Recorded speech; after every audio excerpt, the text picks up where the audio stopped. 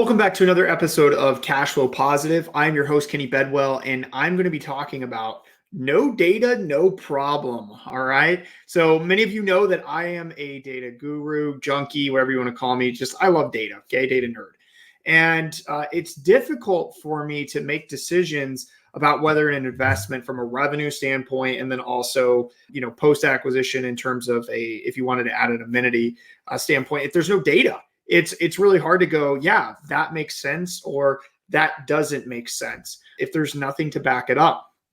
I've been in a situation myself personally where I've bought a property and added amenities where no one else in that entire area has had that amenity before. But I knew from experience, and I knew from looking at data in other markets and understanding and researching similar markets that adding that particular amenity is going to be a game changer for me.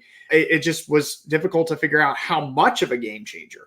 And so in this episode, I really want to dive into this concept of, okay, I'm in a market, because this is going to be most markets that we're looking into. All right, large popular vacation markets. There's so many amenities. Everybody has everything. You've got tons of good data. You don't have that problem. But for the majority of other people outside of those large vacation markets, there's a lot of data that's not there. And even then, like introducing new amenities and things where there's not a lot of data points. I know pickleball courts are a point of contention right now, whether to justify a $15, $20, $30,000 pickleball court. Installing a new pickleball court is going to be, or going to make sense. So what I want to talk about and give some examples is, okay, what would Kenny do, right? That should be like an acronym. What would Kenny do? I'm going to make a t-shirt.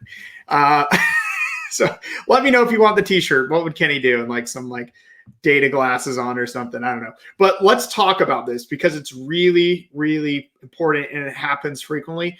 And I just really don't hear a lot of people share their insights on how they handle this. So let's go over a couple different scenarios. So before I jump into how I would do this and how I would evaluate properties when there's just nothing similar or comparable to it, or amenities, well, once again, not that many comparable things to it in that market. One of the big pieces that you have to understand is when we start making assumptions and there's less data, it becomes risky. Okay, you're introducing more risk, I should say, into an investment. That's really important to understand. Now, how do we overcome risk? It is through data or facts, essentially, and experience. So when I see new investors find find properties that are really unique, or ones that are in the middle of nowhere, and it's well, they got a pool, it's indoor, they've got a pickleball court, a tennis court, a football stadium, it gets crazy with it, but it's in the middle of Kansas. How much money can this make?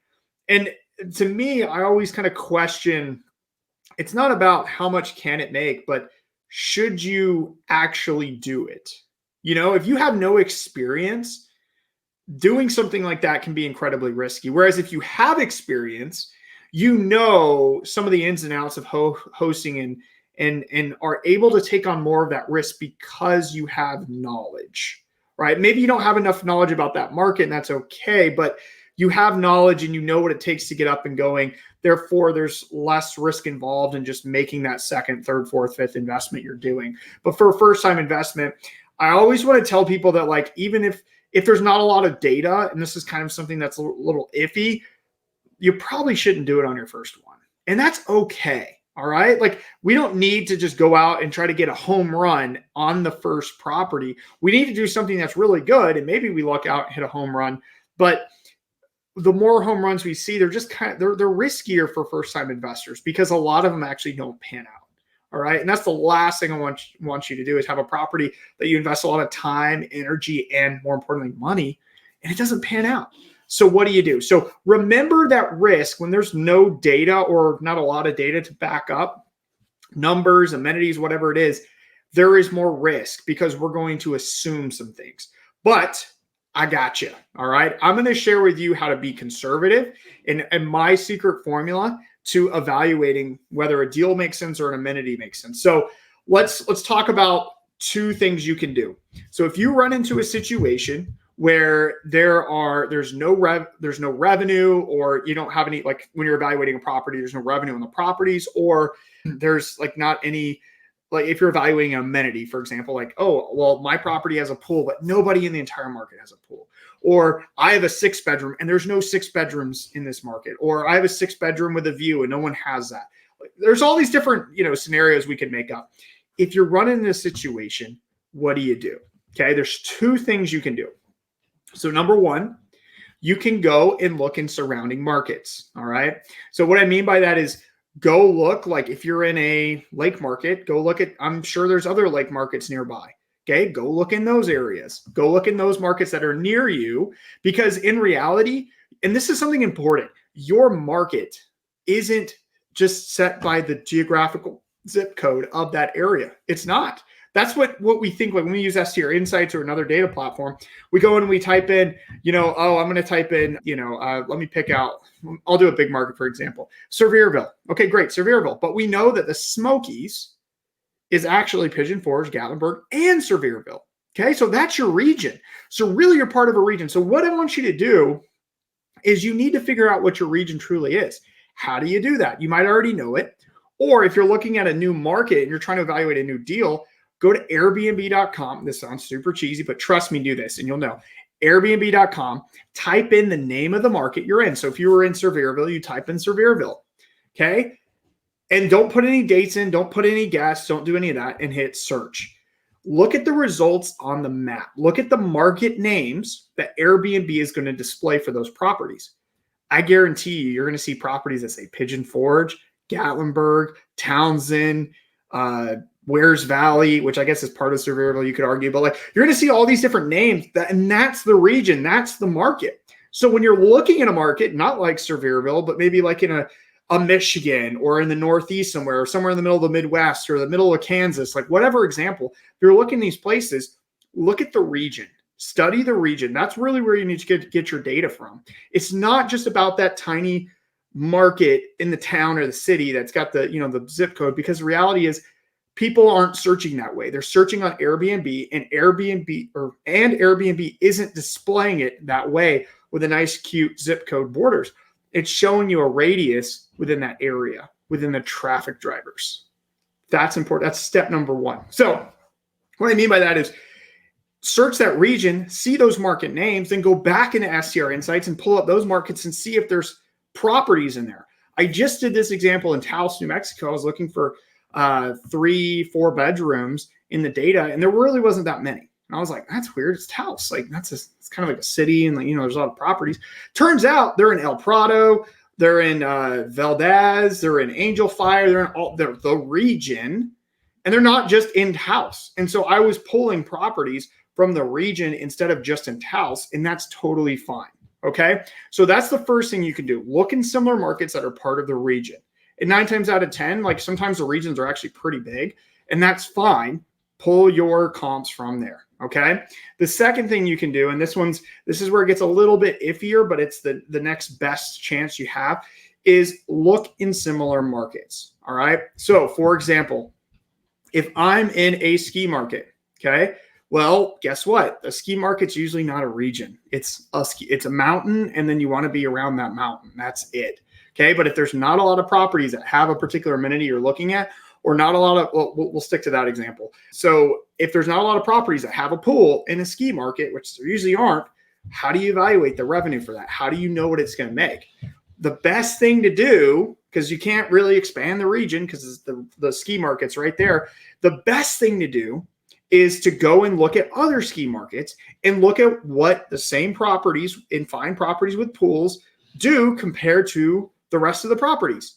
Do they do better or worse? Okay. Now, the problem with that is you're making some assumptions that, oh, well, I can make the same revenue, which is not true. Okay. We want to see, and this is the formula I want to teach you. We want to see a percentage difference, whether you're evaluating what a property can make or what a property can make with an amenity. We need to look for a percentage difference. We never want to bank on the ceiling like, oh, well, their property's here making $200,000.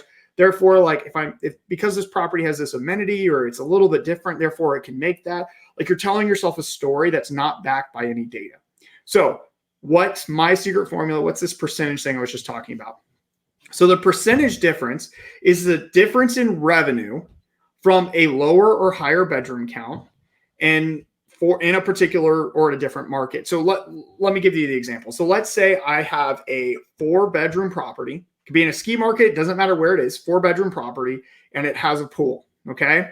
Nobody else in my market has a pool, a 4-bedroom property with a pool. Okay. And then I dive in deeper, and guess what? I don't find any properties in my market with a pool. Well, crap. In most places, we know that pools make more money. Well, how much money am I going to make? Is it going to make sense as a deal? What do I do? So a lot of people, what they'll do, something smart, to be honest, and safe, is just to look at it's just to say, well, 4 bedrooms make $50,000. Therefore, the property is going to make $50,000.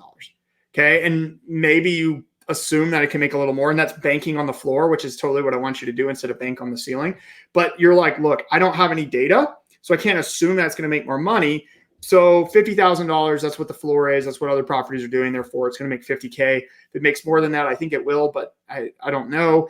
So if it makes more than that, I'll be happy, and that makes sense. Okay. But the problem is today, $50,000 isn't that much. Okay. And it's probably not going to be a great deal. So, and you probably, because the purchase price is going to be like 500 or 600 or 700 or more. Okay. So how do we determine what the impact of that pool is going to be using data that we don't have in that market? Here's what I want you to do. You're going to go in a similar market, like we talked about in the first example, or a surrounding market. Okay. So I think I switched those two. So sorry, surrounding market or similar market, doesn't matter. So let's go into surrounding markets. So I look in surrounding markets in the region, and lo and behold, there are a couple of properties that have pools in the surrounding markets. Or maybe there's nothing in the surrounding markets, and I have to go to similar markets in, a state next door, or, maybe in the same state, but a different part of the state. Doesn't matter. What you're going to do is you're going to compare the revenue of that property that has that amenity or has that feature or has whatever you're looking at to properties that don't. So let's say, and I'm going to get really extreme in this example here. Let's say that I look in a similar market and there are 0 4-bedrooms that have pools. Only 5 bedrooms have pools. Okay. So I've got a 4-bedroom with a pool. Can I assume it makes the same as a 5-bedroom with a pool? Nope. That's risky too. Don't assume that. So what do we do here? We look at the percentage difference. So the percentage difference of properties that have that amenity versus properties that don't have that amenity. So for example, if I look at 5 bedrooms in a similar market or a market nearby that have pools, and let's say that those properties, I'm finding quite a few, maybe at least 3, and they make, we'll say $150,000 with a pool. 5 bedrooms with a pool, and they're making $150,000.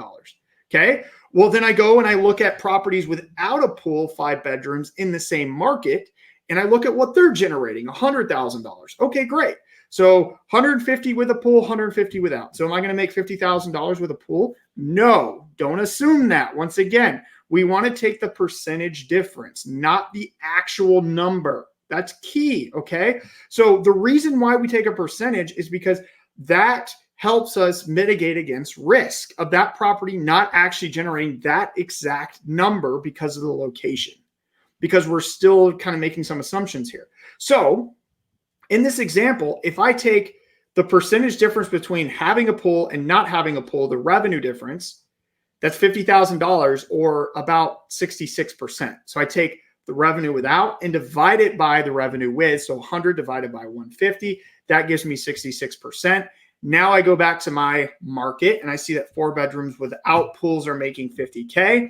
I can take $50K, divide that by 66%, and that will tell me that my property with a pool should theoretically generate about $75,000. Okay, 66%. The percentage difference will help protect us against trying to hit exactly a specific number.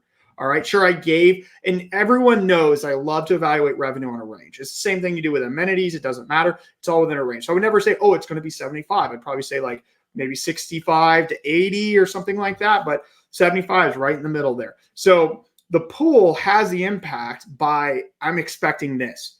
That's the best way to do it, guys. I know that's not clean. I know it's not the perfect way, but it's not perfect because we don't have the data to back it up. But we look at the percentage difference, and it's usually pretty freaking close. Okay. Now, because you are introducing something into a market that has never been there before, you might actually tap into a gold mine. I found this out with a hot tub. So I added a hot tub to my property, and I did this exact same experiment, and it was like, okay, cool. I had a hot tub. I looked at similar markets. They had a hot tub. I looked at the percentage difference. It was about 10%. I added that to my revenue. Great. I'm going to make about $10,000 more. Okay. I ended up making $20,000 more. Cool. I win. Okay. Sure. I was off, but who freaking cares? I made more money than I originally projected. I was conservative and it paid off. Okay. So like adding that particular amenity, it was a hot tub, super basic. And I knew it was going to do well. And I still calculated a difference.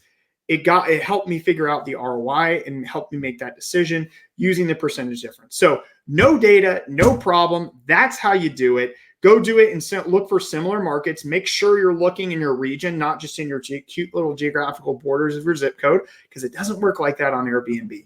And that's how you get around the issue of, oh, there's no data here, therefore I can't evaluate that property. That's how you do it. I hope you enjoyed this episode.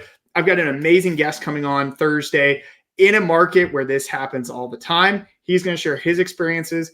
I'm going to share my pitfalls of learning the hard way, how to trust the data when there's no data. And anyway, so be sure to listen to that episode. That's part 2 of this series. And I will see you on the next episode. My name is Kenny Bedwell, and this is Cashflow Positive, and I will see you next time.